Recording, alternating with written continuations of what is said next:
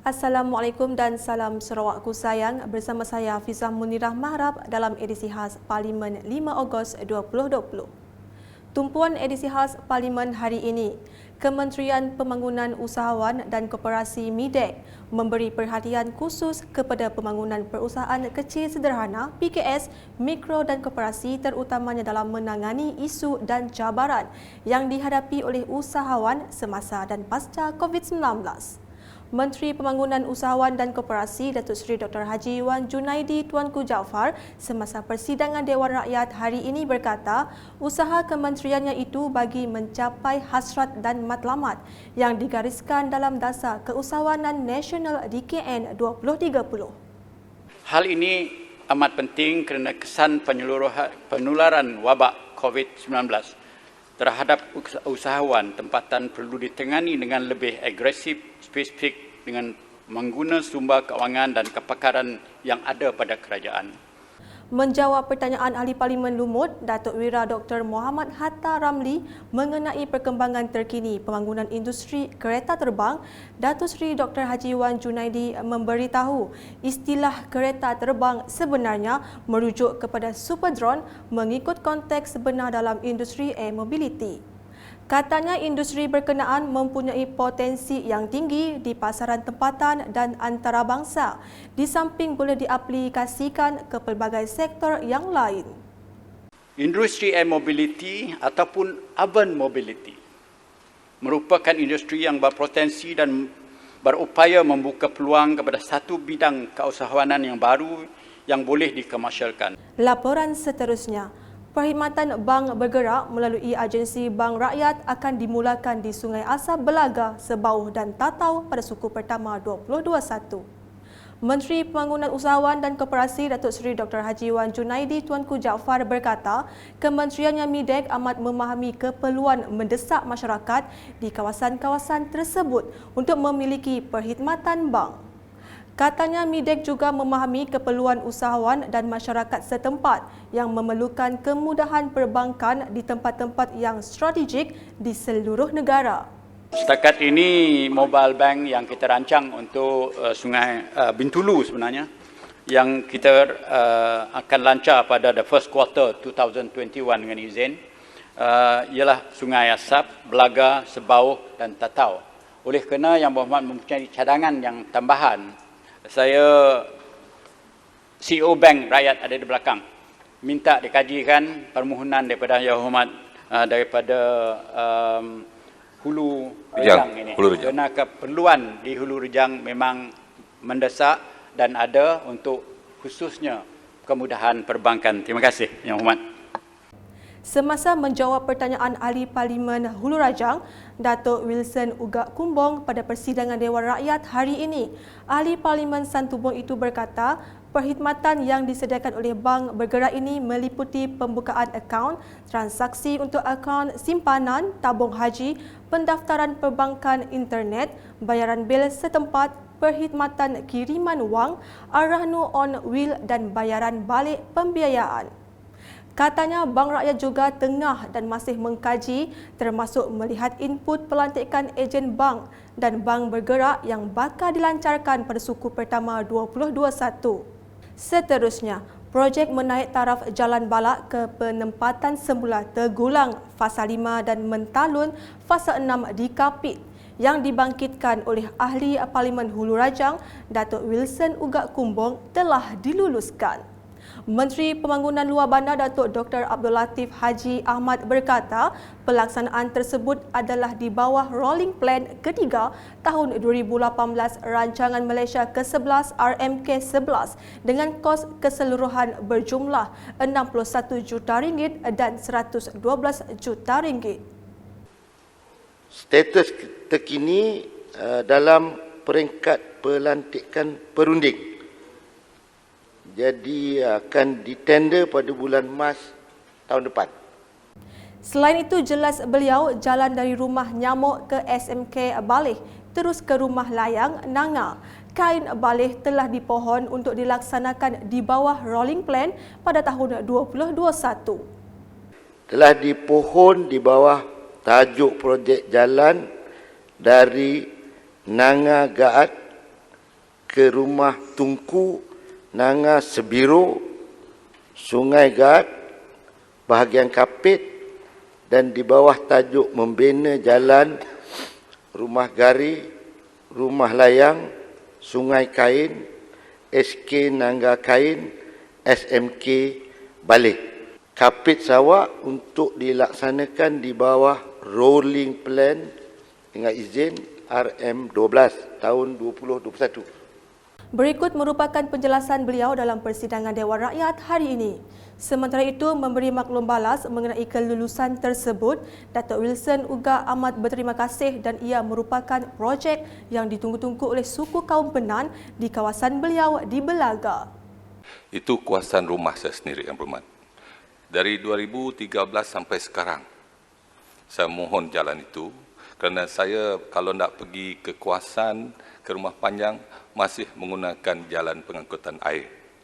Tak, Yang Berhormat, tak tengok saya susah-susah di Dewan ini.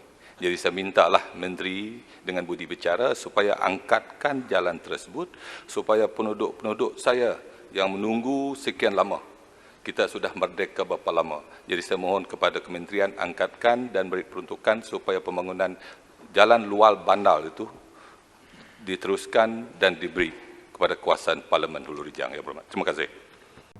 Dalam perkembangan sama, Menteri Perdagangan Dalam Negeri dan Hal Ehwal Pengguna merangkap Ahli Parlimen Kapit, Datuk Alexander Nantalinggi turut mengucapkan terima kasih dan syabas kepada Datuk Wilson Uga atas permintaan projek tersebut memandangkan jalan-jalan di Hulu Rajang dan jalan di Kapit adalah sama.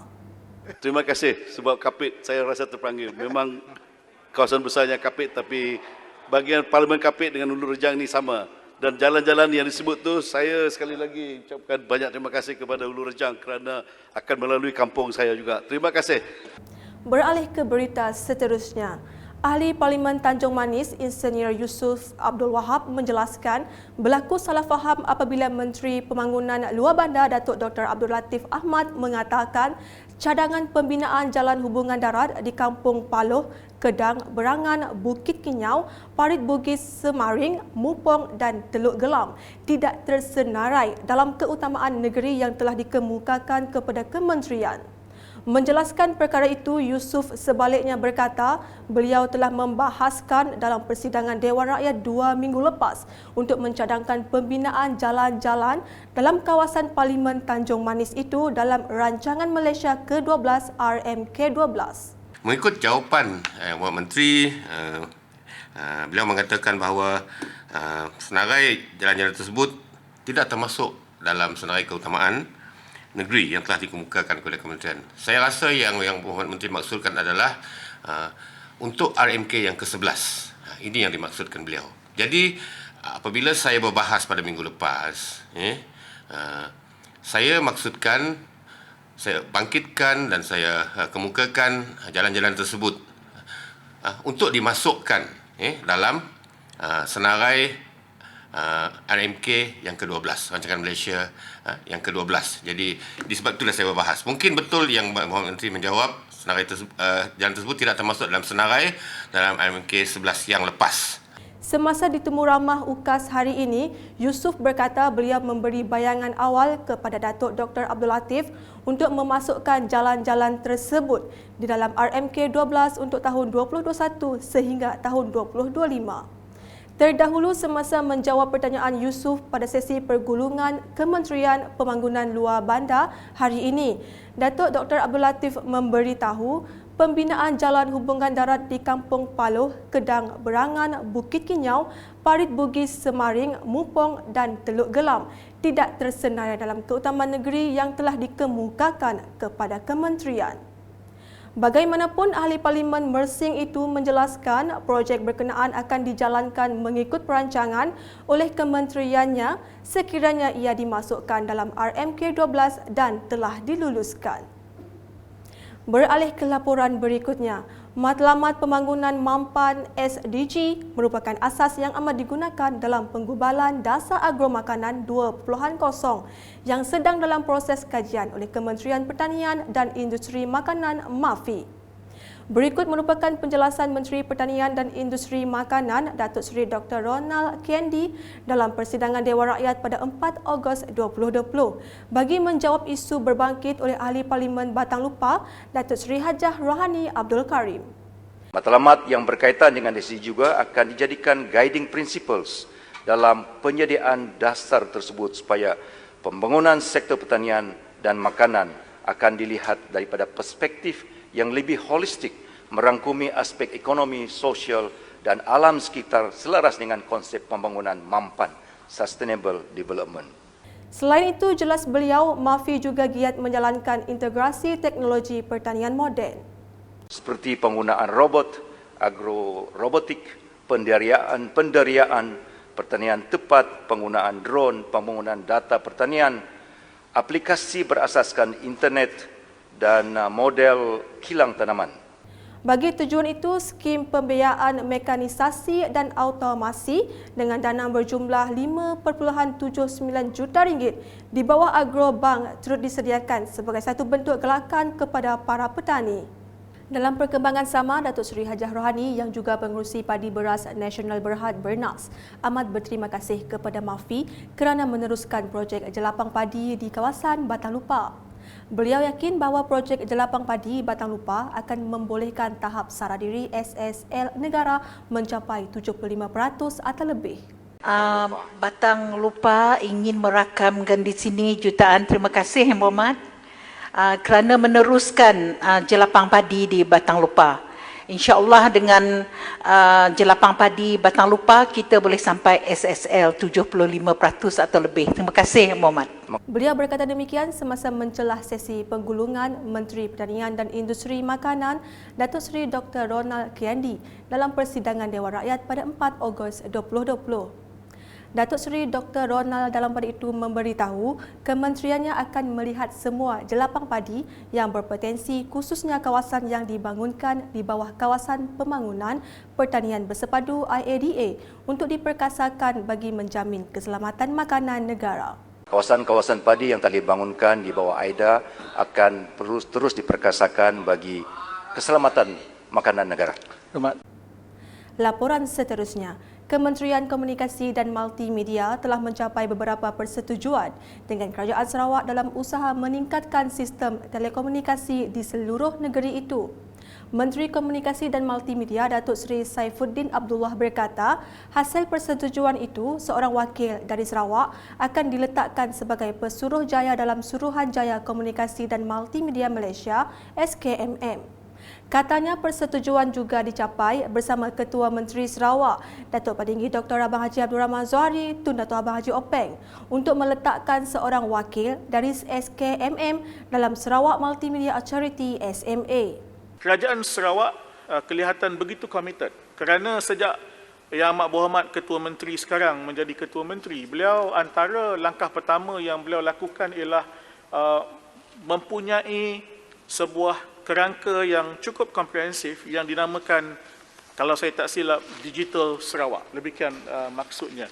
Jadi hubungan antara Kerajaan Persekutuan dengan Kerajaan Sarawak dalam hal ini bertambah akrab dan saya kira apa yang ditimbulkan oleh Yang Berhormat itu akan menjadi salah satu perkara yang kami bincangkan. Beliau berkata demikian semasa persidangan Dewan Rakyat semalam bagi menjawab pertanyaan Ahli Parlimen Sibuti Lukanisman Awang Sauni mengenai permohonan Kerajaan Sarawak untuk mendapatkan lesen penyedia perkhidmatan internet ISP di kawasan luar bandar. Laporan Dewan Rakyat seterusnya, Kementerian Perumahan dan Kerajaan Tempatan amat mengalu-alukan penyertaan lebih ramai golongan wanita dalam pasukan bomba sukarela. Menterinya Zuraida Kamaruddin berkata, usaha berterusan dilakukan pihaknya dengan menyampai mesej menyeru penglibatan lebih ramai wanita dalam perkhidmatan sukarela itu. Saya sudah melawat hampir 100 balai bomba dan saya menyampaikan mesej untuk meningkatkan lagi penyertaan wanita kerana ada pekerjaan-pekerjaan yang memerlukan kepakaran orang perempuan dalam membuat kaunseling, dalam menyantuni yang anak-anak dan orang perempuan dalam trauma dan sebagainya. Ini memang kita laksanakan. Tapi saya nak sebut juga pasukan bomba sukarelawan yang banyak telah dibentuk di seluruh negeri Sarawak. Saya tidak ada angkanya di sini, tapi saya ingat dalam 100 dan 200 lebih di Sarawak sudah ada bomba pasukan bomba sukarela. Dan mereka telah berjaya. Ada 4 rekod yang saya dapat di sini bahawa bomba sukarela ini sendiri mampu memadamkan api di 4 rumah panjang ni. Di Saratok, di Kanawit, 2 di Saratok, di Katol Kerangan dan juga rumah panjang Kampung Engsenge. Beliau berkata demikian semasa menjawab pencelahan Ahli Parlimen Sibuti Lukadisman Awang Sauni semasa sesi penggulungan kementeriannya pada persidangan Dewan Rakyat semalam. Sekian bersama saya Hafizah Munirah dan kru penerbitan. Untuk mengetahui berita-berita terkini Sarawak setiap hari, layari UKAS channel di YouTube atau melalui Facebook, Instagram, Twitter dan aplikasi Telegram Buletin UKAS. Jaga diri anda, kita mesti menang. Salam UKAS.